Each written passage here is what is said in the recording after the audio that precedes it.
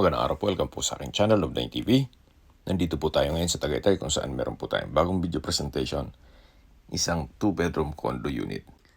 May floor area po ito na 49 square meters more or less. May 2 bedrooms, 1 toilet and bath, kitchen, dining area, balcony.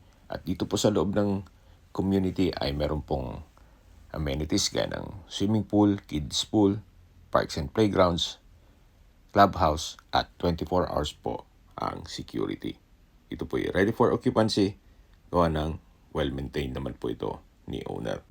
Napakalapit po nito sa lahat, kaya accessible din po ito ng public transportation.